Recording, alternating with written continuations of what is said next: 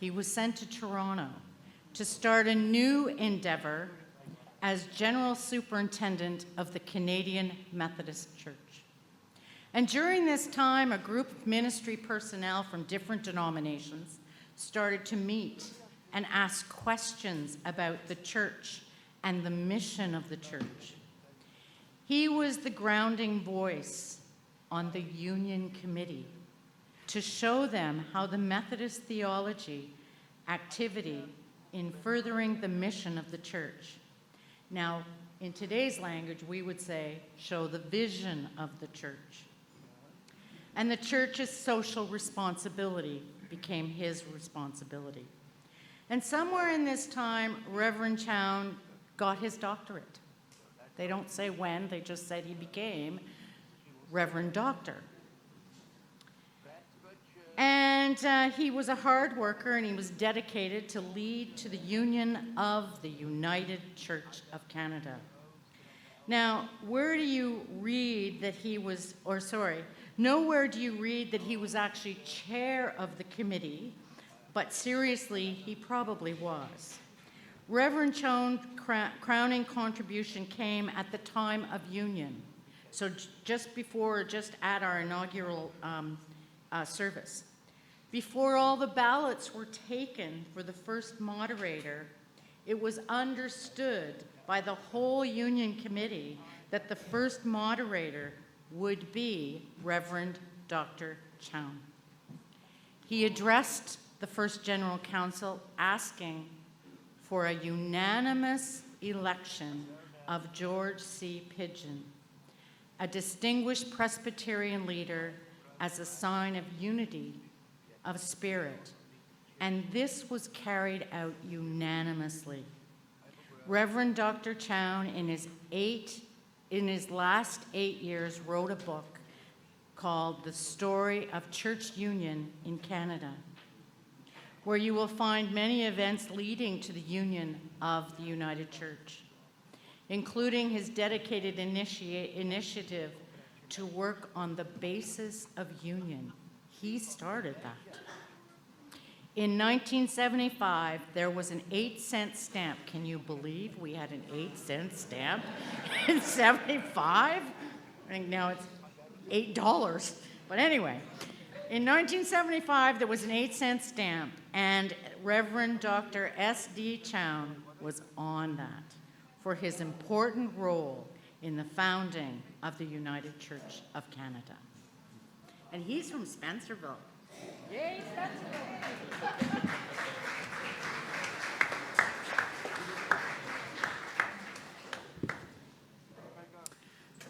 So I'm here to speak to you about something that took place at the Wakefield United Church a number of years ago.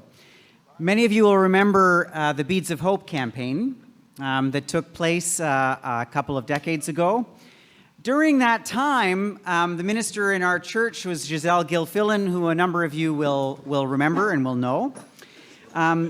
Giselle actually decided that she wanted to bring a psychiatric nurse from Montreal who was working with a number of grandparents in South Africa who were looking after their orphaned children, their orphaned grandchildren. And so Nurse Mindy came, did a wonderful meal with us, gave us a great opportunity to get to know the work that she was doing. And she said, you know, I'd really like to bring Rose Letabwa from South Africa, who's been working with the Go-Go's, the grannies in South Africa, to come and join in a conversation with our church as part of the Beads of Hope campaign. And so Rose came in from South Africa and spoke at an event where there must have been at least 40 or 50 people in the church one evening. And one of the people who was in attendance was somebody who is a bit of a rock star in Wakefield, who's the child of one of the first doctors in Wakefield, Norma Geggie. And Norma Geggie, who is 99 years old today, and who is still active in various ways in the community as best as she can, decided to have a conversation with Rose in the parking lot after that event.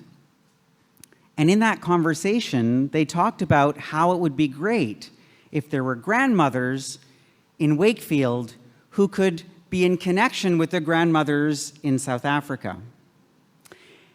And the idea of the Wakefield Grannies was born. And this was the first time a grandmother-to-grandmother group took place. The idea snowballed, became a national and international movement, and was one of the real highlights of those years in the Wakefield United Church. And so the grandmother-to-grandmother movement began in one of our United Churches in this regional council. So wanted to share that particular anecdote with us.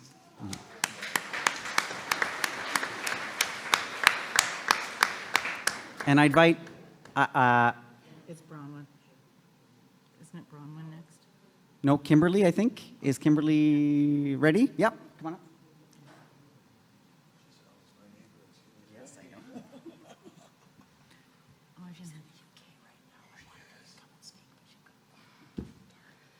Hi, everyone. I'm Kimberly Heath, minister at Wall Street United Church, and I first want to say it's so delightful to see everybody. I just love mingling around and bumping into all of these familiar faces, but also, you know, I enjoy getting to know the ones I don't know. At Wall Street United Church in Brockville, we have a very active Indigenous subcommittee of our Outreach and Social Action Committee. And they've done all sorts of things over the years, but what they and we are most proud of was some of their efforts to support the call to action number 62 from the Truth and Reconciliation Report. Call to action 62.1 urged the federal, provincial, and territorial governments in consultation and collaboration with survivors, Indigenous peoples, and educators to make age-appropriate curriculum on residential schools, treaties, and Indigenous peoples' historical and contemporary contributions to Canada as a mandatory education requirement for kindergarten to grade 12 students. When the Honorable Murray Sinclair was asked where he would start on the 94 calls to action, his response was that he would start with call to action number 62. He said it was education that got us into this mess, and it is education that will get us out of it. Kairos, that ecumenical movement, began to work on a petition to go to provincial and territorial legislatures to work on this particular call to action. And our Indigenous subcommittee connected in with Kairos. Kairos offered a webinar on how to approach your local MPPs, and Donna Greenhorn, who heads up our committee, attended this webinar. They then presented a petition to our congregation, which was very well received, and they made a call to our local MPP, the Conservative Member of Parliament, Steve Clark, and asked for a meeting. Now, Kairos warned that this would likely take a couple of months. But it's a small community, and it turned out his administrative assistant was a former student of Donna Greenhorn, and they had a meeting within a week. It was such a quick turnaround that Kairos scrambled because they hadn't actually finished preparing the document that they were going to hand out to people to present. But they did. They scrambled, they put it together, and we had a group of about, 7-ish people who went and met with Steve Clark about this petition. Following the presentation, MPP Clark announced that he not only wanted to support the petition, he wanted to champion it in the Ontario legislature. And on May 17th, 2016, MPP Steve Clark rose in the Ontario legislature to table the petition created by Kairos in support of Call to Action 61.1. The Hansard record quotes MPP Clark as starting by saying, "I want to thank the Outreach and Social Action Committee of Wall Street United Church in Brockville for this petition." According to Kairos, this was not only the first person in Ontario to table this petition, it was the first in the entire country to bring this forward. So it was a united church that helped to get the ball rolling on Call to Action 62.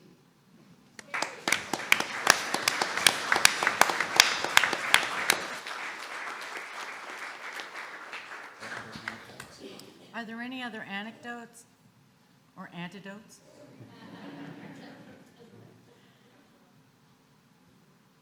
None to be found? Well, Bronwyn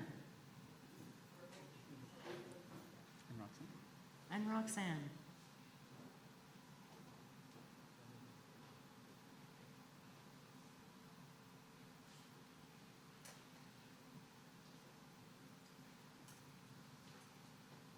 Maybe as a little lead-in, maybe the other members of our Affirm leadership team who are somewhere over there, could you just stand up for a minute and wave? There. Okay, good. Well, when we were getting ready for this event, I got a note from Eric to say, what about Affirm? What do you think you could do around this vision of beginning to celebrate the 100 years? So we did some work together, and we found out that we didn't know as much as we thought. So we want to share a little bit of that with you, and then Roxanne will tell us more about where we are now, which is like the most exciting, right? But the history is pretty interesting. So we have a few slides to go with it. So let's get, well, yes, we'll 1990 is the end because that's where the pages that I was sent from Linda stopped. Okay, so where did we start? And are we there yet? And of course the answer is no. Well, that's from Mandate Spring 2018, which I think you can still order if you want a copy. So we went back in time and we discovered, some of you maybe were part of this, that in the 1970s, that's a long way from 1925, lesbian and gay church members began to form support groups with one another. And it was out of that work that the United Church began to produce resources. So we can go to the next slide. There, okay. Maybe some of you were in those pictures.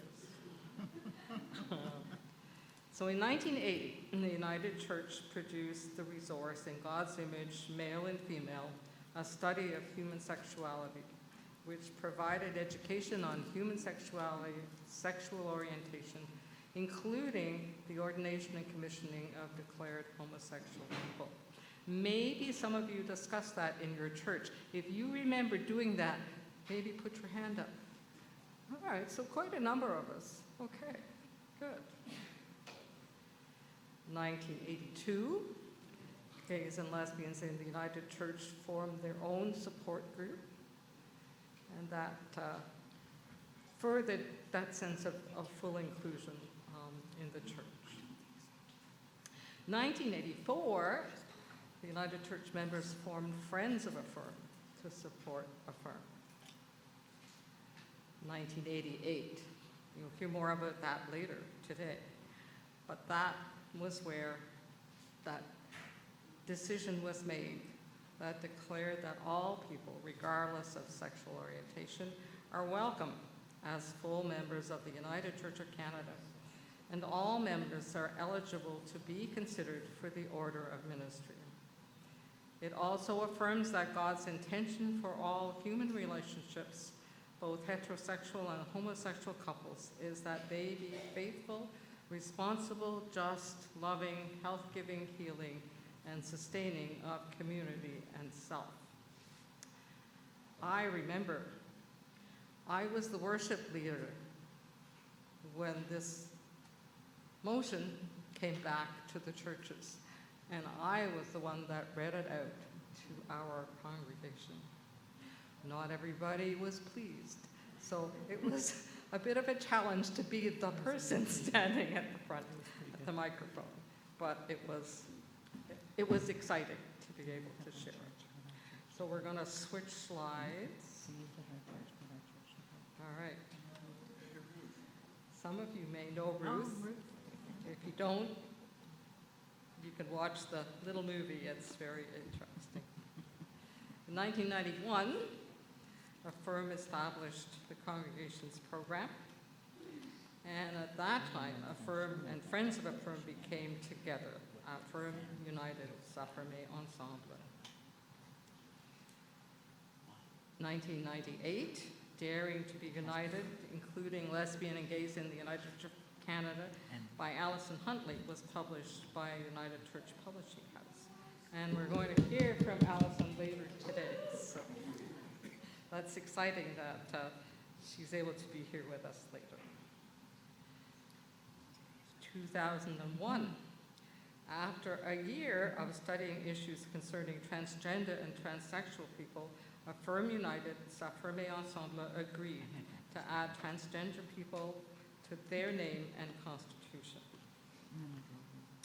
2003, the Affirming Congregation Program is renamed the Affirming Ministries Program. 2006, the development of congregational marriage policies in regarding same-sex marriage is encouraged. Now, I don't know, I was on session in 2006. Are there other people who are on session who got to have that discussion about marriage? I talked to a couple of people who remembered that more than they remembered 1988. So it was a lively conversation in some churches. 2009, the church affirms the participation and ministry of transgendered people and encourages all congregations to welcome transgender people into membership, ministry, and full participation. And at that time, Ruth Woods was a member of, there she is, of Kingston Presbytery. She tells her story on a video which was produced for GC 41 in 2012. And it's really worth watching. If you haven't watched it, it's easy to find. Just look up Ruth Wood's story and you'll find it. So she's a wonderful person and gave amazing leadership in the Kingston area and to all the rest of us at Bay of Quinte Conference. Okay. Number 5 is a picture of the Reverend Gary Patterson and the Reverend Jordan Cantwell. I was at Carleton when Gary Patterson became the moderator.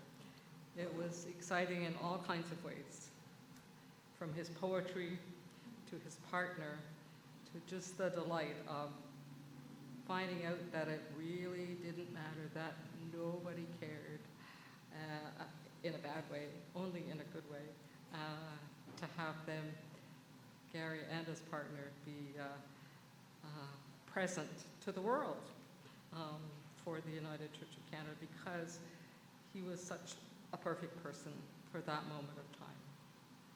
In 2015, the Reverend Jordan Cantwell was elected moderator at GC 42. And she was the first openly lesbian moderator, as Gary was the first openly gay moderator of any Christian denomination to be in leadership in a mainline Christian denomination. So that's pretty exciting for us as the United Church of Canada. I sent a photograph of myself, not of Right Reverend Jordan Cantwell, because she wasn't handy at the time, to my sister-in-law, who was married to my sister. And she was so excited she sent a text back right away and said, "Do you mean that your moderator is a woman who's married to a woman?" "Yes." "I can't believe it." She was so excited, and she learned a whole lot more about the United Church as she did research on that. So that was a fun little piece for me of that time. 2019, the first ever National Affirming Pie Day. I'm never quite sure if I'm supposed to eat pie that day or not. But it's fun to do, so why not? March 14th. So if you want to look up these and more, because I only took a few highlights, this is from a timeline of, and well, it'll be on the slide, so you'll be able to see it, and it's easy to find, and you can find all the other things in it, and there are links to Ruth's story and some of the other things that I talked about.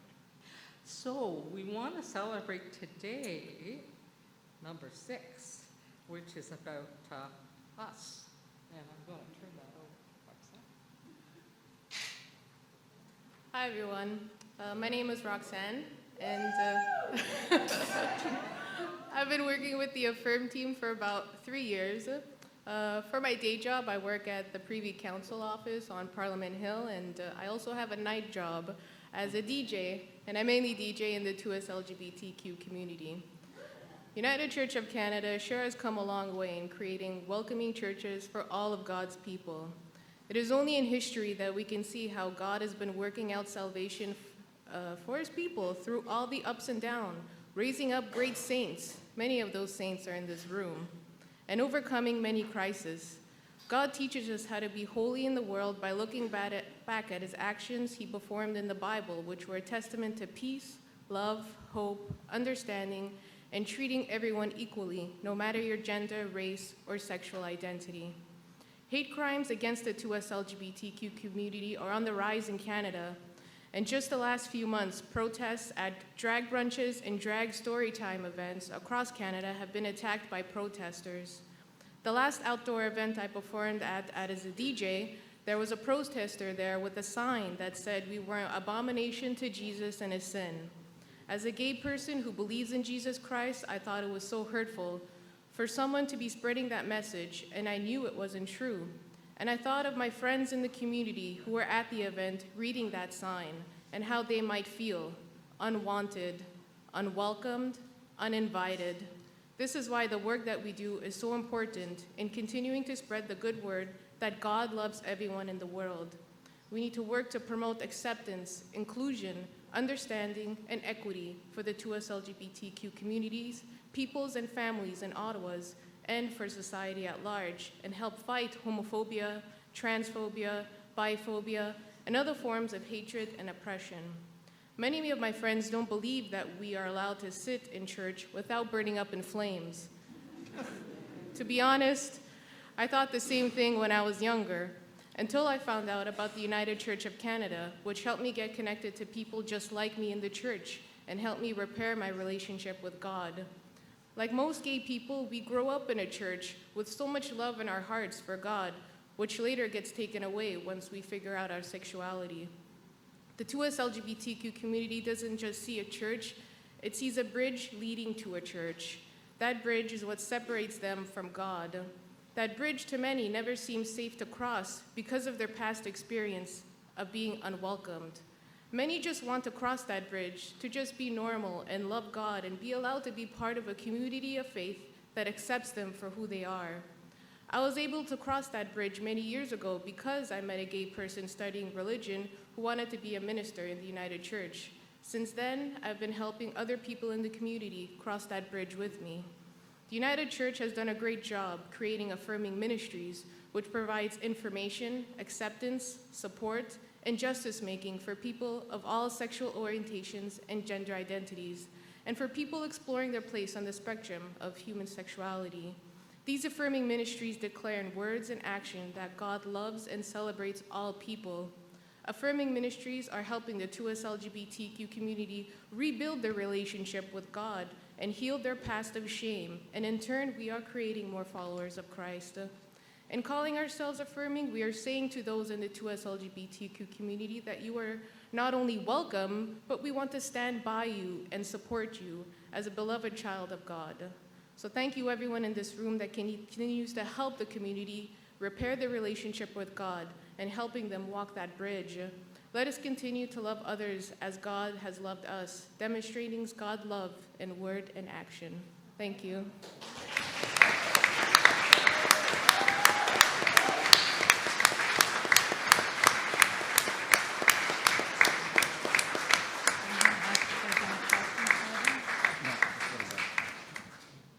Thank you very much. It's very inspiring. Bill, it's your turn.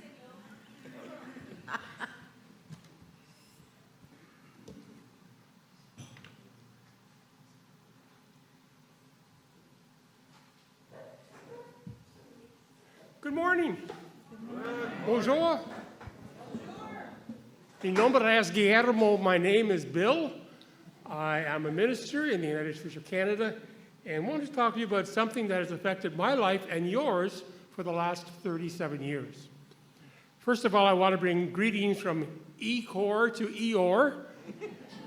I had to practice that one, but I've been part of what this conference, the Old Lemino Conference, for 33 years. I was ordained here. I served on both sides of the river. And Four Rivers is flowing strong here. It's so good to see familiar faces.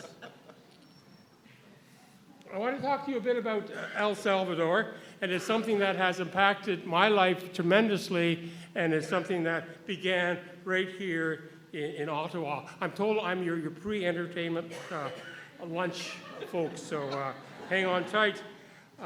And so for the last 37 years, the United Church of Canada have been involved with Iglesia Batista Emmanuel in San Salvador. And it began quite interesting. Are there slides? They are. Okay, Emmanuel, God with us, that's where it all began. And so this little church on Smythe Road, the next slide, please. Or not? Oh, I got a clicker. Oh. Want to back up? Okay. Emmanuel United Church, Smythe Road, and there was a day, and I was called there in 1987. And on August 1987, as I was trying to figure out what I was doing, a person walked through the door, and he said, "Hola, mi nombre es Juan, mi iglesia es Emmanuel El Salvador." And I said, "Oh," because he used all of the Spanish that I knew at the time. And I said, "Hola, come in." And he came in, and I remember about a week or two before I had read an article in Mandate magazine by Shelley Levine called "A Little Church with a Big Heart." And it was about Emmanuel Baptist Church. And so I said, "Es Iglesia Batista Emmanuel?" And he said, "Sí," and we became friends right there. We still are today. And so I took Juan by the hand and took him to the telephone, because I knew I had a member who spoke Spanish. And I phoned Catherine, and I said, "Hello, Catherine, I'm your new minister. Talk to this guy." and she did. And she invited him, actually, to come to Emmanuel United Church. She said, "Come, sit in the overflow. Just you and I. We'll sit there, and I will translate for you." And that's how it all began. Iglesia Batista Emmanuel. And I've got the clicker. And that's the emblem of the church, and how that whole story began. And I wondered why and how it did begin, and began with such force. And the reason were two things. I think the first was the people, yes, the people from Emmanuel. They were ready for change. And they had been well-groomed, if you will. Wilbur Howard had been the minister there for 11 years and brought the church into wider understanding. And Squire had been moderator, and was moderator at the time, as a matter of fact. And Ann gave us a vision as well. And that and wonderful congregation that you see there on the front lawn were ready to move forward. So the ground was ready, and things were going to happen. People were ready to do something. And equally, Juan walked in. And Juan was our angel. And we didn't know it at the time, but he came in looking for hospitality. He came in as a stranger from a strange land who all he saw was the sign, Emmanuel, God with us. And that was enough to bring him in the door, and that was enough to allow the congregation to grow. And so here is a picture of some of the folk within the community. Within the first Sunday, Juan came to church with his wife Maria and their 3 kids, and they sat with Catherine at the back. The next week, another family came, and then another, and then another. And in a short period of time, there were more than 100 Salvadorans that were connected with the Emmanuel United Church. And as you can see, they were young families, and they were families that were looking for home. They were looking for hospitality. And the Emmanuel congregation were willing to embrace that, and so we began by printing the words, the Spanish words in the bulletin for the hymns that we would sing, or the words that we would read in English, or vice versa. We'd learn 1 or 2 Spanish hymns to sing from time to time. We would have papusas after worship. And if you've tasted papusas, you know what I'm talking about. It was a great way to build community, not only in just bringing the 2 communities together, with all proceeds going back to Iglesia Batista Emmanuel. In typical United Church form, we formed a committee, and it was called the Salvadoran Liaison Committee, and that reported to the board every week to ensure that the church was on board with this group of us that began with the Emmanuel. I remember 2 weeks before Christmas one year, I got a phone call from the Minister of Immigration saying that there are 2 Salvadorans on minister's permit. Can you sponsor them? And I went to the congregation and I said, these are 2 families, and there's no place in Bethlehem to host them. Can we have them come to Emmanuel? And in 2 weeks, we raised $40,000. And it was just a phenomenal outreach. And it was intriguing. Soon they became they have their own service in Spanish, and invited me to come and serve communion and to do the homily from time to time, which was a bit of a joke, but it was nice. We wanted to honor their tradition. I borrowed the Baptist church, and we baptized their teenagers. A moving experience both for them and for me, because I had never done baptism in a baptismal tank before, but it was a wonderful, moving experience, and one of ecumenism and partnership as we honored one another. And we hosted their Minister Miguel on a number of occasions, which was a great thing to do. Now, the understanding, the first 5 years of the ministry really was a ministry of pastoral care. These were folk who had lost their language, they had lost their vocation, they had lost their tradition, they had lost the food that they loved to eat, and they were angels with a home. And as a very wise member of the congregation said to me, you need to realize, Bill, and I hadn't at the time, he said, these are not immigrants coming to a new land, these are people seeking refuge who cannot live in their homeland. And that really resonated in my mind as these families came, and I spent many, many hours with them. And again, you can see from the picture that there are younger families and old. Maria on the top left, Maria Castro was the chair of the Board of Deacons during the war and brought all that kinds of energy and focus. All of those families had been arrested, and that's why they came to Canada. Many of them had suffered persecution, and this is just a few of them that are there. Now, I want to tell you about the person at the bottom of the screen whose name is Victor. And Victor was a physician in El Salvador, and he came to me and he said, I'm in Canada now, and actually I should mention he was a physician who became an orderly in Canada because we would not recognize his medical credentials. Tremendous individual. But he said to me, Bill, you can't really understand us unless you see with your own eyes. And so that's what happened. A group of us got together. There were 3 of us, actually, Bob and Margaret Armstrong, and Bob spoke a little bit of Spanish, which was helpful. And the 3 of us left for El Salvador during the war. We had 4 little kids at home. My wife says, you're crazy. I probably was at the time. But there was this sense of I had to go. I had to see with my own eyes. And we went and spent 3 weeks there. We met with the FMLN. We met with the government. We were picked up by the police. And it was indeed a very moving experience and one which changed my life in many ways. I should mention that this was 3 months after the Jesuits and their housekeepers were killed on the grounds of the Yukon. And so it was very much a reality in my life. So what happened after that was, although the war ended, certainly it didn't really, because the death squads continued their work.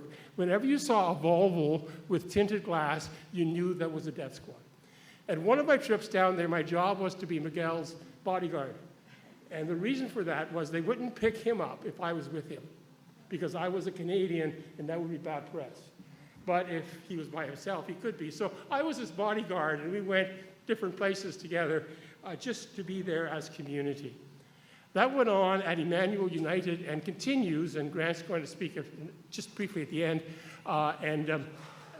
It went on at Emmanuel, and then I moved to the Bay of Quinte Conference at that point in time, which is now the EOOR section, and served there, and the people there said, can you continue in some way what you were doing in Ottawa? And so the opportunity came, and it wasn't until 2012 that the opportunity came to take a group. Now, this is the 2024 group, which happened in March. You may recognize a few faces there that came with us this year. There was about 20, 21, 22 people that went, and we went again for a week, for 8 days, to experience that. Groups have gone in 2012, 2014. In 2015, some of us were invited back to a peace conference there. In 2016, we were invited back to monitor the national election. 2018 and 19, and then COVID hit and nobody went anywhere, and then 2024. So over 150 people have visited this congregation, spent a week in El Salvador, and had their lives changed because of it.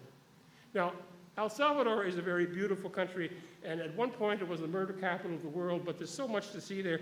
Here's just a little picture of 9 people who this year, and where you can see they're standing there on a glass ceiling, glass floor, I should say.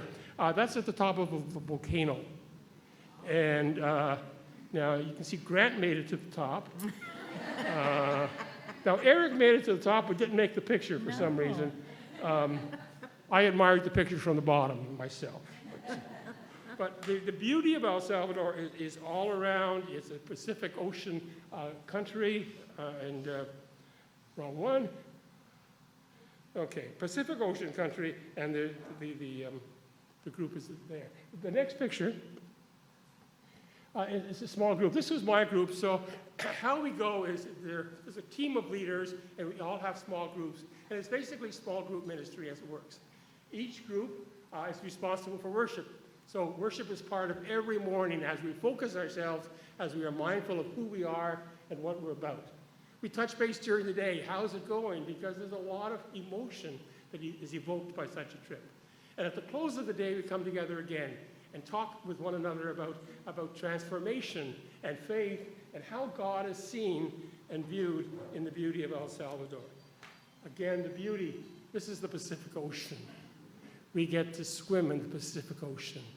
There's one day that we're allowed to go to the beach. And Gary, where are you, Gary? Gary was my buddy one year, because you have to swim in buddies. And Gary was my buddy, so I wouldn't drown. And so there we were, along the beauty of the Pacific. And the flora and the fauna are everywhere. The flowers are beautiful, beautiful as the people. And you can see them there. And the walls, there's walls everywhere in El Salvador, and that goes back to the war area where you had to be walled to be protected from the army and the gangs. But what they've done with the walls is they've painted the walls. And Central America is full of color, beautiful, beautiful color. And this is one of the walls, and another one of the walls on this. And you can see this. And So as you're driving through the streets, this is something that you see. And one of my group had been to El Salvador as a tourist, and she said, it's such a beautiful, peaceful country. But she missed things like this. Most buildings, this is the school, the escuela, we'll talk about in a minute, it is all razor wire on the top. And razor wire is yep, there it is. And it's just typical of what it is. And or signs like this. Now, I had other pictures that were more graphic, but I thought this sort of got the message across. Everybody carries guns. They still carry guns in El Salvador. And so one needs to be careful as to where you go. Now, when we go to El Salvador, we stay in a place called Centro de Gabriel por la Paz. So, in other words, the Gabriel Center for Peace. My first trip there, it was called Circumbe, and you can see the picture of the children there. And that's the reason for that is this was an orphanage during the war. And 100 kids were there who were misplaced or displaced. Parents had been displaced, their parents had been arrested, parents had been killed. And so the church took them all in.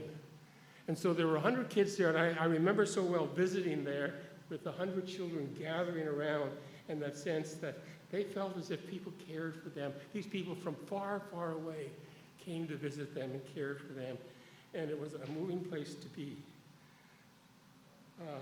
Again, today, it's called Centro Gabriel por la Paz, and Gabriel was Miguel's brother, and Gabriel was picked up by the death squads, tortured and killed. And so his memory is carried on in this center. Now, this is the center.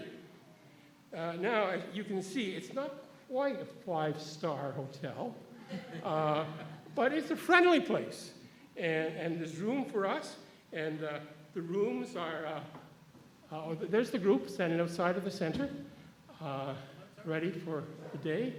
The rooms are large, if you don't mind 20 people to a room, and you can see the beds are maybe a little old. There are some nets over the beds to protect us, and the dining room is there, and we enjoy wonderful meals of refried beans and pollo and many other delicacies of El Salvador. Now, I mentioned the war. The war went from 1979 to 1992 officially. And this was when the party Arena was in power, and Arena used the military and to suppress the people, especially the poor. Prior to that, there were 13 families that ruled the country, and so there was a time of anxiety during the time. And the FMLN, the Liberation Army, grew and began to take their place in El Salvador. And so we see the FMLN there on one side, and some of the military on the other, and there were guns literally everywhere. This is a picture of the American Embassy. I put that in because the American Embassy gave the Arena government $1 million a day for military aid. This is one of the largest buildings in San Salvador, the American Embassy. Tells you something about politics in Central America.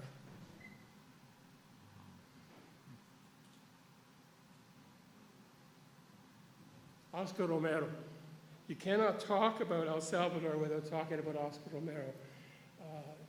And Romero became, he was a parish priest in El Salvador, born there, became bishop. And he was appointed bishop of El Salvador because he had quite a conservative theology. They did not feel as if he would rock the boat in any way, and so they allowed him to be bishop. And his best friend was killed, and Romero became the voice of the people. 2 days before he died, he said this, and excuse the typo, "Even if they kill me, my blood will rise up in my people." Even if they kill me. And he was killed. This picture is everywhere in El Salvador. 3 pictures of him, and he is really seen as the saint of the America, the saint of El Salvador, and in fact is in front of the Roman Catholic Church right now towards being made saint. This is the chapel in which he was killed. And as part of the tour, when you go there, And here's a picture of the inside of the chapel. Bishop Romero was celebrating the Eucharist at a funeral service, and he held up the chalice and he was shot through the heart. And his memory lives on. Now, that area has become somewhat of a museum now. And to give you an idea about Romero, this was his apartment. The Bishop's Palace, and I've been to the Bishop's Palace, which is really a palace there. This is where he chose to live. This is the man he was. He was simple in his outlook, but profound in his ministry and his output. Miguel Castro worked with Romero, and this is Miguel talking to us about his friend. And if you go to the chapel down, or the cathedral downtown, this is the burial of Romero, where many people come to worship. And it's interesting, in that church, there's the basement, the crypt, and then there is the cathedral. The crypt is where most people worship, not upstairs, because that's a place where they feel connected. You cannot visit El Salvador without going to the EOOR, Central America University. This is where the Jesuits were killed, and this is inside the chapel there.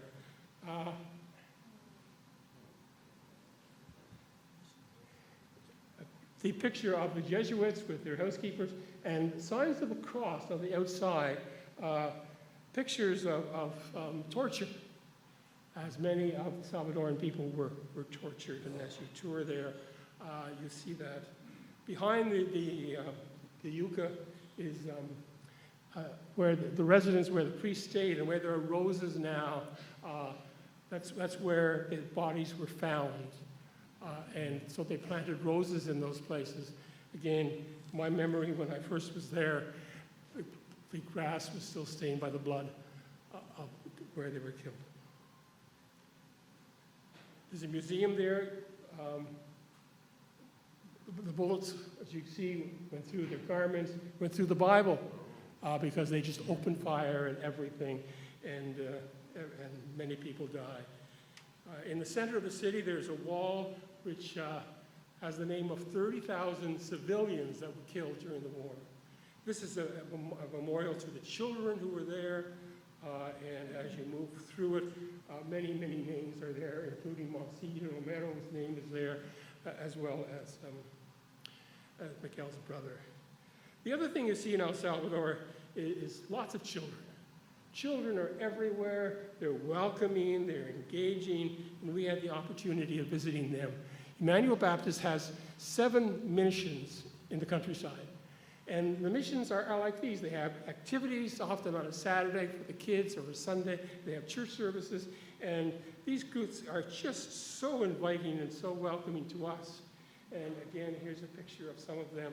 They prepared a song for us, and even the enchiladas, as I recall. The church then has a school as well. It's called Colegio, or Colegio Bautista Emmanuel. It goes from kindergarten to end of high school. And the unique thing about this school is it has a program that is united totally to developing a culture of peace. Peace is their initiative. They've written a whole curriculum that the government now is looking at as possibly bringing into place. Again, a tremendous place, one where we engaged in sport with them and many other things, and good conversation. And we had the opportunity of presenting them with 7 computers this year, as well as school goods and many other things that were there. Worship, a big part of our trip. You cannot be a church group going to visit a church unless you engage in worship, and we did that. Here is communion as we prepared it with Miguel. Miguel, again, with the chalice, does not mind. Anyway, and that was a chalice that was given to Miguel by our group this year. And again, we took part in worship. And that's when 2.5 hours can be like 20 minutes because you're engaged and you feel the Spirit in your midst. Now, our group is not a habitat group. It's not a build group. Every year when we go, we say to Miguel, so what is it you'd like us to do? And then, so the response is not what we will do for you, is what we can do together. And so Miguel, going back to 2012, said, I'd like you to help with some building projects as well. This is in in the area where we started to build in Alegría, San Rafael, it was a school, and you can see there, I can't see here, but you can see there the beginnings, the cinder blocks, the cement, which was all mixed by hand, the reefer bars that we put in between, and then the other cinder blocks that we would put on top, in a rather active piece. We didn't do very much, to be honest. The church had their own folk that watched what we did, and after we left, they corrected our mistakes, and they continued to build. But what was exciting about that school was in 2014, we went back because there were gangs, and the gangs were very active, and so the church said we wanted a fence. And so we built a fence. And you can see there digging, because that was the big part. Everything was dug by hand, again, concrete, mixed by hand, posts driven into the ground.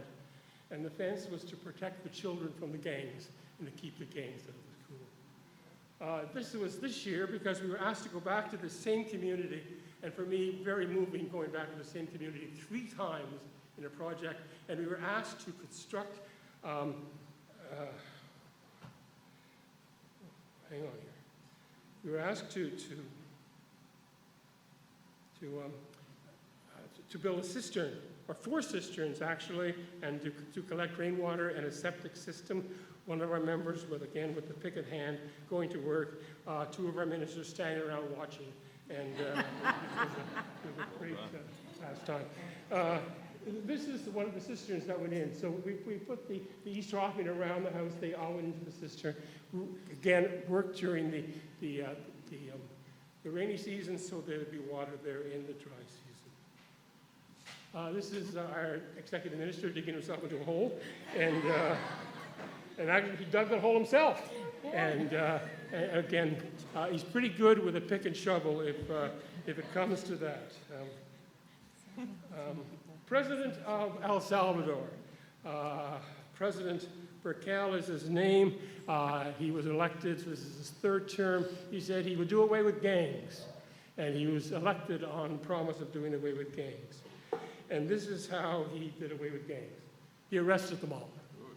There's 102,000 people in prisons like that in El Salvador right now. There are people who have not been tried, have not been convicted of crime, and yes, some of them will be in jail for up to 30 years. So 2% of the male population of El Salvador is like this right now. And while some are saying, wow, isn't this wonderful? You can walk downtown because the streets are safe. Others are saying, is this safety? And what is the cost, the human cost of this kind of dictatorship, if you will? This is my final slide, and I thought this one sort of played well for me. On the left side is Alfredo Castro. Alfredo was part of my congregation in Ottawa when I was there, and then moved to Vancouver.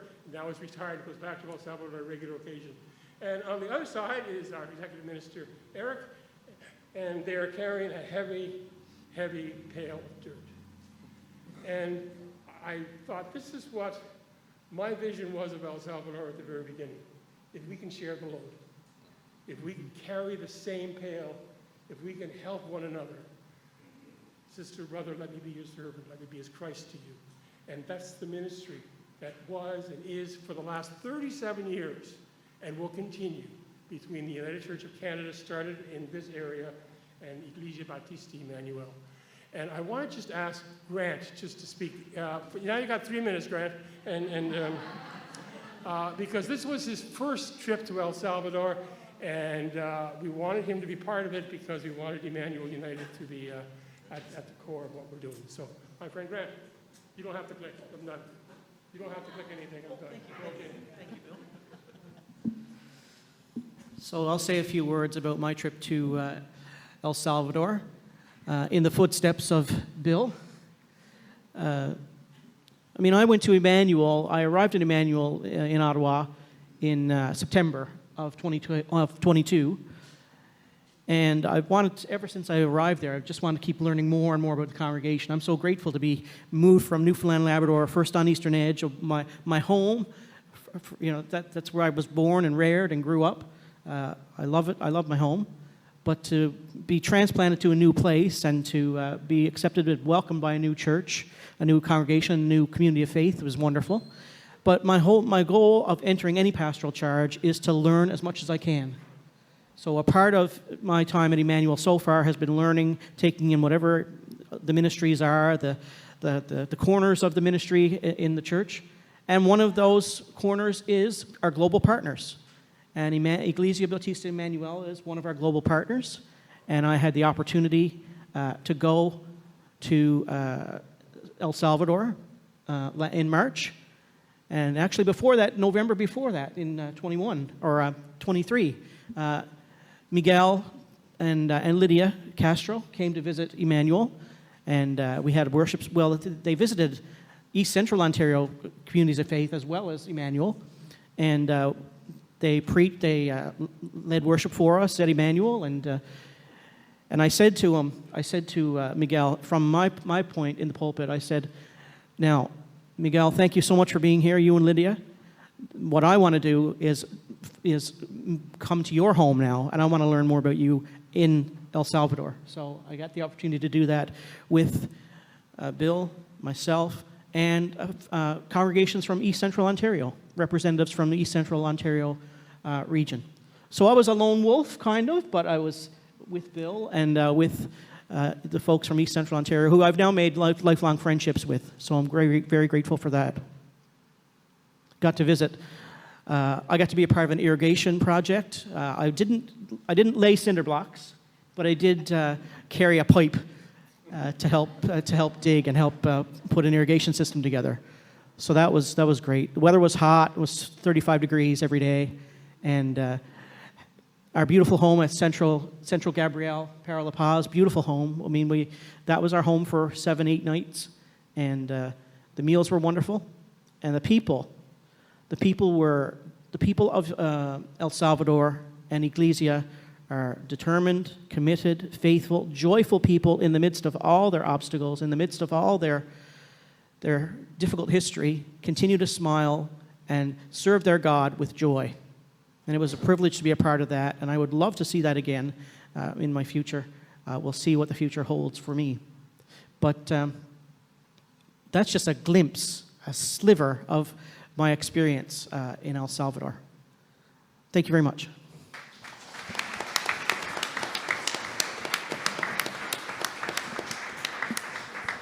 So talk to Grant, talk to Eric, talk to myself. I'm going to be staying over lunch about El Salvador. Next trip is in 2 years. It takes a while to raise money in order to get people to go. We try to make it as cost effective as possible. And you all are welcome, and your lives will be changed simply by entering the program. Thank you so much.